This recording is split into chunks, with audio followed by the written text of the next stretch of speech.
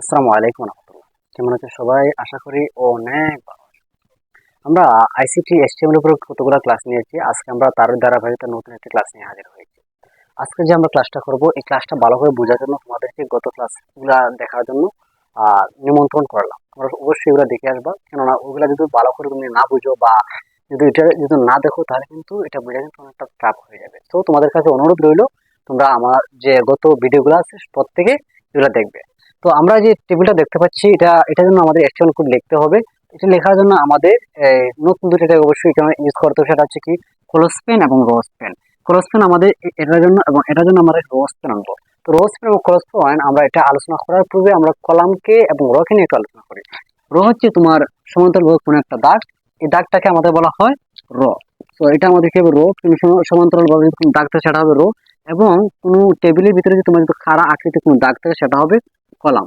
তো তোমরা কোনো টেবিলের মধ্যে মাঝে মধ্যে ফলো করবা, যে যেমন এই টেবিলে যদি আমরা দেখি, এই যে এখানে এটা মূলত কি রটা এখানে আসে শেষ হওয়ার কথা ছিল, বাট এটা এখানে শেষ হয় নাই, এখানে আমাদের শেষ হয়ে গেছে। তো এই যে দুইটা ঘর মিলে একটা ঘর 5 পয়েন্টে দখল করছে, এই জন্য আমাদের একটা ট্যাগ ইউজ অবশ্যই করতে হবে, এটার জন্য রো স্পেন। এবং এই যে কলামটা এটা এখানে আসার কথা ছিল, বাট এটা এখানে শেষ হয়েছে, মানে দুইটা ঘর মিলে একটা ঘর আমাদের এসএসসি রেজাল্টটা দখল করছে, তার জন্য আমাদের লাগবে কলস। তো আমরা জানি যে এখানে HTML লিখতে গেলে প্রথমে তার বেসিকগুলো লিখতে হয়, আমরা বেসিকগুলো লিখবো। বেসিক লেখার ক্ষেত্রে প্রথমে আসবে আমাদের HTML, আর তারপর আসবে আমাদের হেড, আর হেডের ভিতরে থাকে টাইটেল। এখন টাইটেলটা আমাদের কি?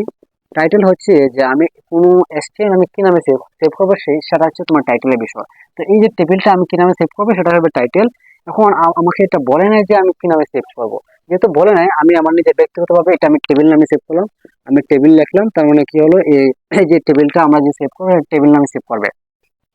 তারপর দেখতে পাচ্ছি আমাদের টেবিল নাম যেহেতু হয়ে গেছে, তার মানে কি আমাদের টাইটেলটা শুরু হয়েছিল, টাইটেলটা শেষ হবে কিভাবে?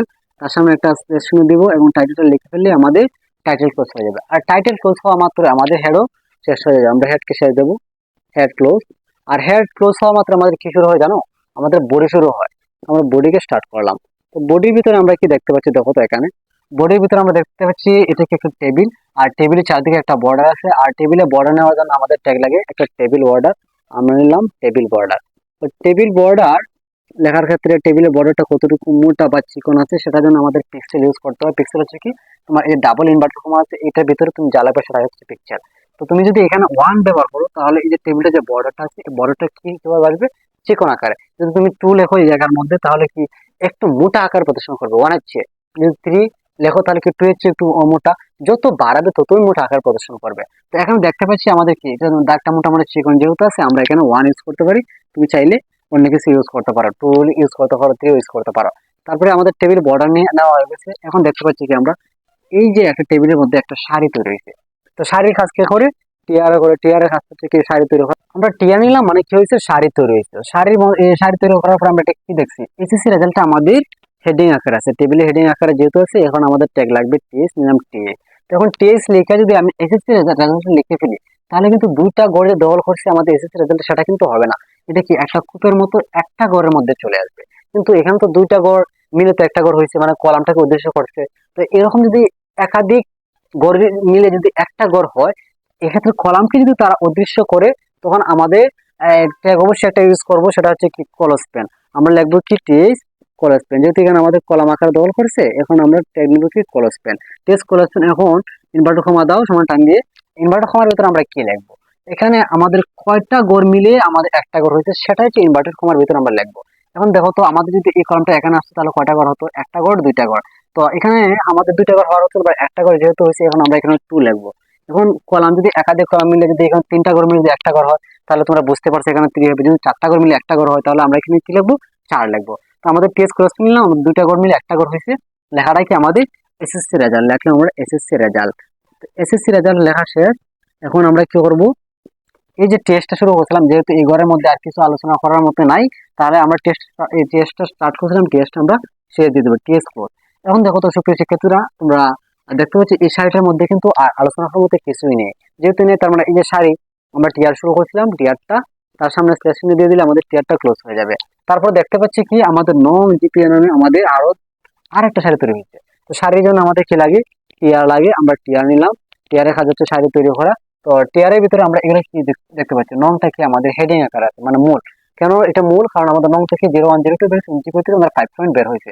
তার মানে কি আমাদের নংটা মূল আকার আছে, যেহেতু মূল আকার আছে টেবিলের মূল আকারে, এখানে আমাদের ট্যাগ লাগবে কি টেস্ট, নিলাম টেস্ট। টেস্ট এর মধ্যে আমাদের লেখাটা কি নং, লেখা আমরা নং। এবারের ভিতরে আর আলোচনা করার মতো যেহেতু কিছু নাই, তার মানে আমরা নং নং এর জন্য টেস্ট জেনেছিলাম, টেস্টটা আমাদের ক্লোজ হয়ে যাবে। তো এই টেস্ট ক্লোজ করলাম। তারপর নতুন আরেকটা ঘর শুরু হয়েছে জিপিএ দিয়ে, সেটাও আমাদের হেডিং আকার আছে, যেহেতু হেডিং আকার আছে এখন আমরা টেস্ট নিলাম। লেখাটা কি আমাদের জিপিএ, লিখলাম জিপিএ। দেখো তো এই ঘরের ভিতরে কি আর আলোচনা করার মতো কিছু আছে? না, নেই। যেহেতু নেই তার মানে টেস্ট শুরু করেছিলাম, টেস্ট ক্লোজ। এখন দেখো তো এই যে সারিটাতে আমরা শুরু করেছিলাম, সারির ভিতরে কি আর কিছু আলোচনা করার মতো কিছু আছে? নেই। যেহেতু নেই তার মানে আমরা টিয়ার যে শুরু করেছিলাম টিয়ার ক্লোজ। ঠিক আছে। এখন এই টিয়ার ক্লোজ হওয়ার পরে দেখতে পাচ্ছি কি আবার নতুন একটা সারি তৈরি হয়েছে। নতুন সারির জন্য আমাকে কি নেওয়া লাগবে? আবার নতুন করে একটা টিআর নিতে হবে। আমি নিলাম টিআর। টিআর এর মধ্যে দেখো তো এখানে এটা আমাদের 01, এটা কি টেবিলের তথ্য না? এটা নং থেকে কিন্তু আমাদের 01 বেরিয়েছে, তার মানে কি এটা হচ্ছে তথ্য। তো নং এর তথ্য এবং জিপি এর তথ্য হচ্ছে কি 5 পয়েন্ট। তো নং এর তথ্য আর টেবিলের টেবিলের তথ্য, টেবিলের তথ্য ইংলিশ হচ্ছে টেবিল ডাটা। আইসিটি ক্ষেত্রে আমাদের টেবিল ডাটার অর্থ হচ্ছে কি টেবিলের তথ্য। আর যেহেতু এটা তথ্য আকারে আছে, এখন আমাদের একটা ট্যাগ ব্যবহার করতে হবে টিডি। টি মানে হচ্ছে টেবিল আর ডি মানে হচ্ছে ডাটা। তো টিডি মানে হচ্ছে কি টেবিল ডাটা। টেবিল ডাটার মধ্যে আমাদের লেখাটা কি আছে 01, আমি লিখলাম এখানে 01। এই ঘরের ভিতরে আর কিছু নাই। তো টিডি শুরু করেছিলাম, টিডি ক্লোজ। নতুন আরেকটা আমাদের কি ঘর আসছে। নতুন ঘরের জন্য যেহেতু এটা আমাদের টিডি আকারে তথ্য আকারে আছে, এখন আমরা টিডি নিলাম। এখন টিডি নিয়ে কি আমি টিডি লিখে কি 5 পয়েন্ট লিখে ফেলবো? যদি আমি 5 পয়েন্ট লিখি তাহলে কি হবে জানো? এই যে ঘরটা এই যে আমাদের রটা রটা এখান থেকে এসে এখানে অ্যাডজাস্ট হয়ে যাবে, কিন্তু আমাদের রটা তো এখানে নেই। রটাকে কি করছে? রটা থেকে দখল করছে আমাদেরকে 5 পয়েন্টে, মানে র আকারে সে দখল করছে। আর কিন্তু র আকারে কোনো কিছু দখল করা হয়, মানে একাধিক রকে যদি তোমার দখল করে একটা ঘরে রূপান্তর হয়, তখন আমাদের কি লাগবে? রোজ পেন লাগবে। সো আমরা যেহেতু টিডির ভিতরে এটা আছে, আমরা লিখবো কি টিডি রোজ পেন। লিখলাম টিডি রোজ পেন। টিডি রোজ পেন আমাদের, তারপরে বুঝতে পারবো আমরা আবার সমান টান দেবো, যেহেতু আমাদের গড় দখল করছে। সমান টান দিলাম। সমান টানের ভিতরে দেখো কি আমাদের কি লেখাটা কি আছে? এই দুইটা ঘরের মধ্যে আছে, যেহেতু দুইটা ঘর আছে এখন আমরা এই জায়গায় 2 লিখবো। যদি আমাদের এই জায়গার মধ্যে যদি এই 3টা ঘর মিলে যদি একটা ঘর হতো, তাহলে আমরা এখানে 3 লিখতাম। যদি আমাদের 4টা ঘর মিলে একটা ঘর হতো, তাহলে কিন্তু আমরা 4 লিখতাম। লেখাটা কি দেখো তো এখানে 5 পয়েন্ট, যেহেতু 5 পয়েন্ট আছে আমরা 5 পয়েন্ট এখানে লিখে দিয়ে দেবো। দেখো তো এই ঘরের মধ্যে কি আর কিছু আলোচনা করার মতো আছে? না, নেই। যেহেতু আমি আমরা টিডি স্টার্ট করেছিলাম, টিডি আমরা শেষ দিয়ে দেবো, টিডি শেষ। তারপর দেখো তো এখন কি আছে আমাদের, এই যে সারিটা শুরু করেছিলাম, সারি কিন্তু এখান থেকে এসে এখান পর্যন্ত কি শেষ হয়ে গেছে। ঠিক আছে। এর এই সারিটা আমাদের যেহেতু ক্লোজ হয়ে গেছে, তার মানে কি করবো? আমরা এই যে সারিটা শুরু করছিলাম, সারিটাকে আমরা শেষ দিয়ে দেবো। টিআর এর সামনে আমরা একটা স্টেশনে দিয়ে দিলাম, তার মানে কি আমাদের সারি শেষ। সুপ্রিয় শিক্ষার্থী, এখন দেখো তো এই সারি শেষ হওয়ার পর আমাদের কি শুরু হয়েছে? নতুন আরেকটা সারি শুরু হয়েছে। নতুন সারি যেহেতু আরেকটা শুরু হয়েছে, নতুন সারি আমাদের কে বানায়? টিআরএ বানায়। যেহেতু টিআরএ আমাদের সারি বানায়, আমরা নিলাম কি টিআর। টিআর এর ভিতরে 02 কি 02 কিন্তু একটা টিডি বা টেবিলের তথ্য। এখন আমরা নিলাম কি টিডি নিলাম। টিডি আমাদের লেখাটা কি 02, দেখলাম 02। এই ঘরের ভিতরে আর কিছু যেহেতু নেই, তার মানে টিডি শুরু, টিডি শেষ। তারপর দেখো তো এই যে আমাদের এরপর আরেকটা ঘর আসে। এটা কিন্তু আমরা এই যে এখানে দেখো যে সময় রোজ পয়েন্ট লিখছিলাম, তখন কিন্তু আমাদের 5 পয়েন্টটা 5 পয়েন্ট অটোমেটিক 2 ঘর দখল করছে। এটা দখল করছে, এটা দখল করছে। তার মানে কি আমরা কিন্তু রোজ পয়েন্ট কিন্তু 5 পয়েন্ট অলরেডি আলোচনা করে ফেলছি, এই ঘরে কিন্তু আলোচনা করে ফেলছি। আর একটা আগে তোমাদেরকে দেখালাম না এখানে যে এই পর্যন্ত আমাদের কি হয়েছে? এটা আলোচনা হয়েছে। যেহেতু আলোচনা করা হয়েছে, তার মানে কি ওইদিকে আমাদের আলোচনা হওয়ার মতো কিছুই নেই। আমাদের সাইডটা কি এখানেই শেষ। যেহেতু এখানে এখানে আমাদের এটা সীমাবদ্ধ বা শেষ এখানে, তার মানে কি ওইগুলো নিয়ে আমাদের আলোচনা করতে হবে না। আমরা টিআর কে শুরু করছিলাম, টিআর কে শেষ দিয়ে দেবো। টিআর এর সামনে শেষ দিয়ে দিলাম, আমাদের টিআরটা শেষ হয়ে গেল।